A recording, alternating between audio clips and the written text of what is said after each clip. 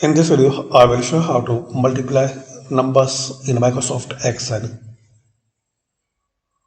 So guys, easily just in few steps using the basic formula you can multiply numbers. As we can see we have this example data in column A and column B. We will multiply this column A with column B.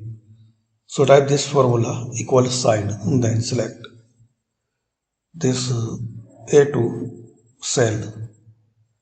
Then press Shift and 8 number key on your keyboard. Basically, you need to type this symbol, this sign. You will get on pressing Shift 8 on your keyboard. Then select this key, second number. Now press Enter. Now drag and drop this column. So using this simple way guys, you can multiply numbers in Microsoft Excel.